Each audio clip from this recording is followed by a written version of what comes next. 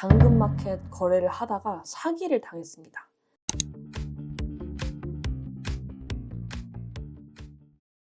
그것도 제가 심지어 구매자가 아니라 판매자인데도 사기를 당했다는 그런 기가 막힌 사건이었는데요. '어떻게 판매자가 당할 수 있지? 이거 바보 아닌가?' 라고 이렇게 생각하실 수도 있겠지만 실제로 제 지인들 반응이었고요. 정말 근데 이게 실제로 저한테 작년에 벌어졌던 일이고, 알고 보니까 뉴스에도 되게 많이 나왔던 사기 수법이었다고 하더라고요. 그래서 혹시라도 이 영상을 보시는 분들이 비슷한 일을 겪지 않았으면 하는 마음에서 이렇게 영상을 남기게 되었습니다. 그러면 시작해 볼게요. 작년 6월쯤에 제가 왠지는 모르겠는데 이번에는 꼭 무리를 해서라도 집을 꼭 사야겠다라는 그런 생각을 하게 됩니다. 그래서 집을 이제 사려고 보니까 난생 처음으로 뭔가 대출도 진짜 몇 억 단위로 받아보고, 집을 사려면 대출뿐이 아니라 취득세도 나가고 복비도 나간다, 그렇게 많이 나간다라는 걸 처음 알게 되었는데요. 이제 막상 이사를 이제 막 준비하기 위해서 돈들을 막 마련을 하는데, 매매할 대금까지는 어떻게 마련을 했는데 그 이외로도 취득세, 복비, 뭐 이사 비용, 뭐 이런 이렇게 취득세, 복비는 짠짠은 아니지만 어쨌든 꽤 항목들마다 돈이 꽤 들어가다 보니까 이 급전이 돈이 은근히 부족하게 느껴져서 뭔가 쪼끔이라도 '여윳돈을 마련을 해야겠다.'라고 생각을 했어요. 그런데 갑자기 뭐 없던 돈을 막 마련을 하자니 당장 우상향하고 있는 주식들을 파는 것도 아닌 것 같고, 그렇다고 막 단기 알바를 이제서야 하는 것도 웃긴 것 같아서 제가 그나마 생각한 방법이 집에 있던 물건들을 좀 내다 팔아 보기로 합니다. 돈이 그래서 좀 될 물건이 뭐가 있나 찾아보던 중에 결혼 전에 제 남편이 사준 그 버버리 명품 가방이 있거든요. 정말 둘 다 명품에 대해 아무것도 모를 때라서 정말 버버리가 대문짝만하게 쓰여져 있는 그런 가방이 있어서 정말 너무 고마웠지만 너무 가방이 무겁고, 어디다 뭔가 들고 다닐 일도 없어서 두 번밖에 안 쓰고 거의 이 장롱행인 거예요. 그래서 '얘를 팔아야겠다.' 생각을 해 가지고 당근 앱에다가 물건을 등록을 했어요. 그런데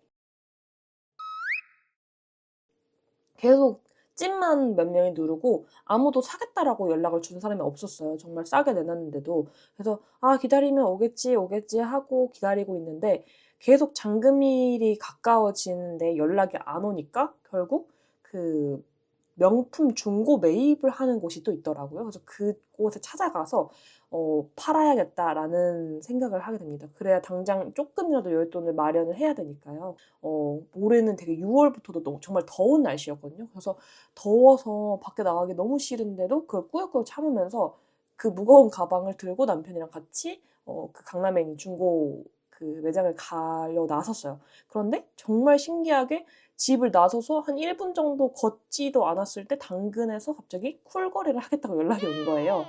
그래서 진짜 안 그래도 날씨 때문에도 그렇고 명품 중고 매입샵에서는 그 가방의 가격도 잘 안 쳐준다고 해서 좀 가기가 싫었던 와중이었거든요. 근데 딱 그렇게 타이밍 좋게 쿨 거래를 하겠다는 사람이 있으니까 너무 신나서 바로 그 길로 집으로 다시 돌아와 가지고 '하자. 막 빨리 이제 거래하자.'라고 생각을 했어요.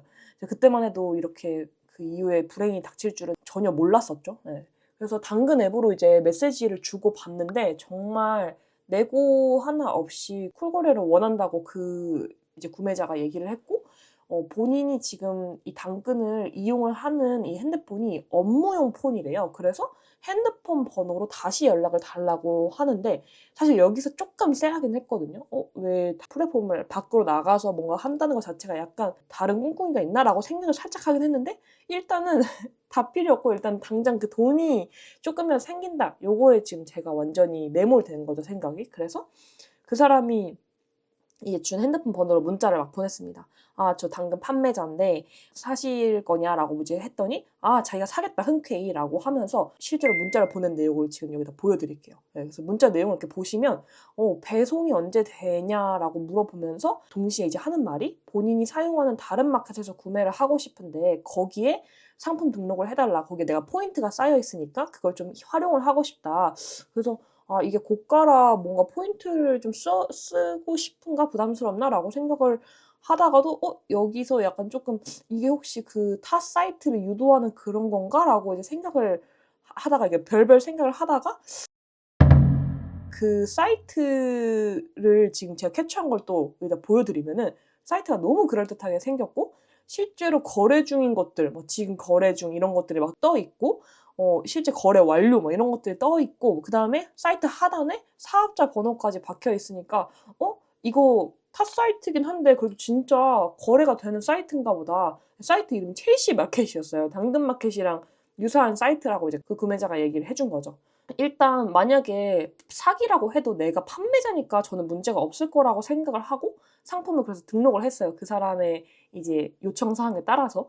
근데 이때까지만 해도 등록을 한 것까지는 문제가 없으니까 괜찮을 거라고 생각을 했는데 이때 남편도 옆에 있었는데 남편도 제가 여기 괜찮은 것 같다고 하니까 별말을 안 했었어요. 그래서 이제 제가 등록하고 상품 번호를 이제 알려줬죠. 그 구매자한테.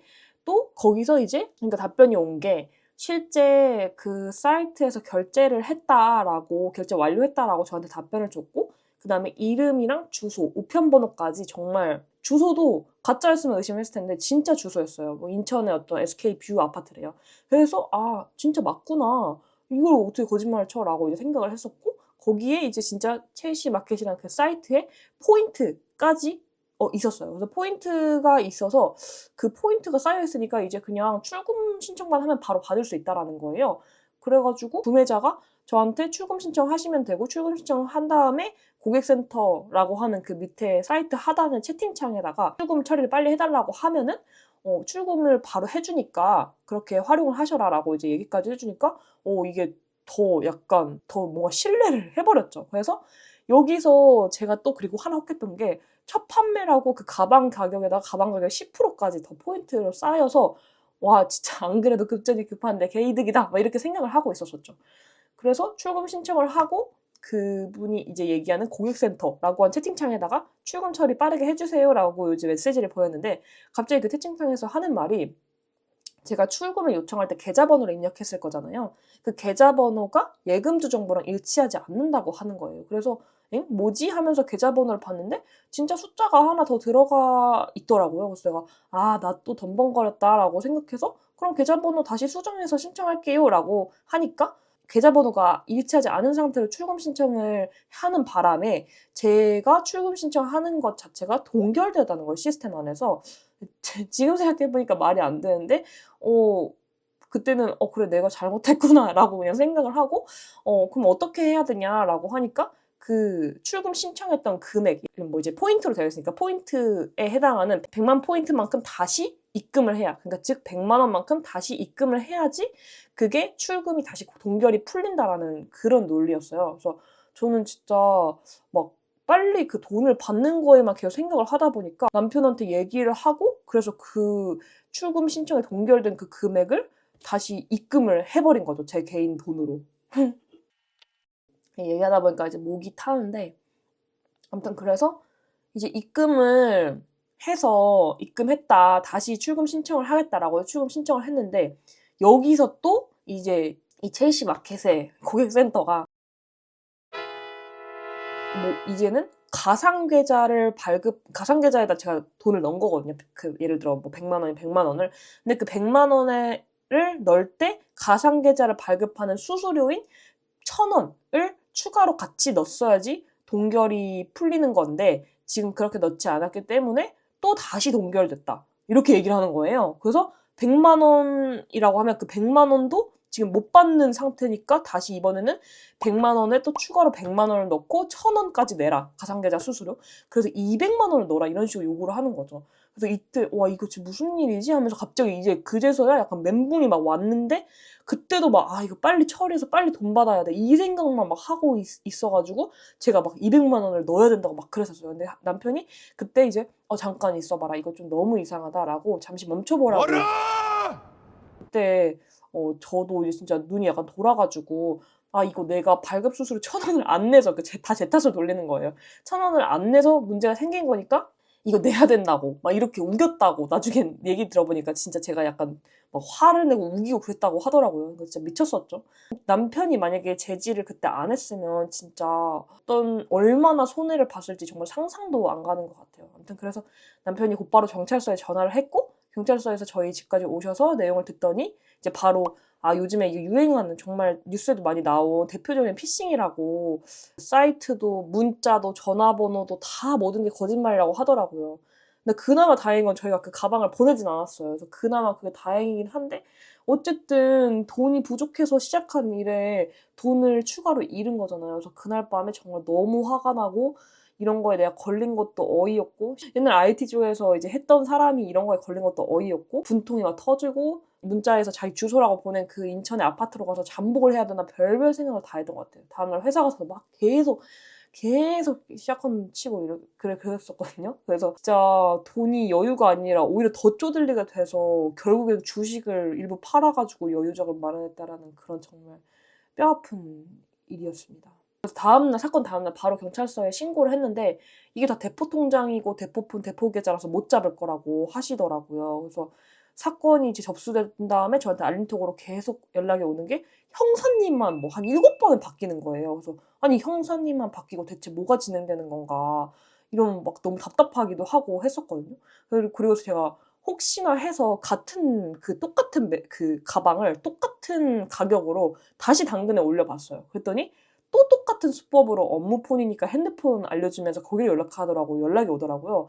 그래서 제가 막 담당 형사님 전화해가지고 이거 지금 이렇게 또 오는데 이 정도면 비슷하게 계속 올려서 덫을 놓고 잡을 수 있는 거 아니냐고 했었거든요. 근데 이제 그 형사님 말씀은 현실적으로는 그게 불가하고 그냥 이거는 피해자가 정신을 똑바로 차려야 된다라는 이야기만 하셔서 너무 답답했었습니다. 예. 계속 몇 달을 법원에서 뭐 사건 관련돼서 형사 바뀐다 또 뭐 어쩐다 이렇게 연락이 오다가 한 4개월 지난 10월 정도에 지방의 어떤 법원에서 이 사건의 피의자가 송치됐다고 연락을 받았거든요. 그래서 그 뭐 배상명령 신청서 이런 걸 내면은 어떤 케이스에 따라서 그 피해 금액을 배상받을 수도 있고 아니면은 또 못 받으면 거기서 뭐 민사 소송을 걸어가지고 받아내야 할 수도 있다는데 일단은 돌려받을 수 있다면 돌려받자라는 취지로 배상명령 신청서를 내고 기다리고 있는 상태예요. 제가 근데 그 대법원 사이트에서 보니까 저는 사실 100만 원 언더의 금액이었는데 다른 분들은 몇 천만 원 막 난리도 아니더라고요. 그리고 피해자의 그 리스트가 엄청나요. 그래서 너무 피해 당하신 분들이 많구나라고 생각이 들었고 그래서 솔직히 저는 그런 뉴스를 볼 때도 내가 이런 일을 걸릴 일은 없다라고 생각을 했었거든요. 사기 당하신 분들을 주변에 봤어도. 근데 정말 내 상황에 딱 맞는 사기라고 하면 누구든지 걸릴 수 있는 거라고 생각이 드는 것 같아요. 물론 제가 조금 매우 팔랑귀에다가 신중함이랑은 담을 쌓은 사람이기는 하지만은 이 사기 사건은 정말 제 수요에 맞는 사기였고 나중에 찾아보니 다 저랑 똑같은 말씀 하시더라고요. 나의 딱 그 상황에 맞는 내 수요를 충족시켜주는 사기였다. 사실 지금 이 영상을 보고 또 그 사기꾼 분들이 또 더 이제 악랄한 수법으로 더 디테일한 수법으로 할까 봐 걱정되긴 하는데 그래도 이렇게 요즘 피싱이 아주 디테일해지고 정말 그럴듯해지고 있기 때문에 영상을 보시는 분들이 이제 피땀 흘려 버신 돈을 저처럼 잃지 않으시려면 정말 주의하시고 항상 경계하시고 의심을 하시는 게 좋을 것 같습니다. 저도 이제 그렇게 의심이 많은 성격이 아닌데 이제 정말 의심하게 되고 아무도 못 믿겠더라고요.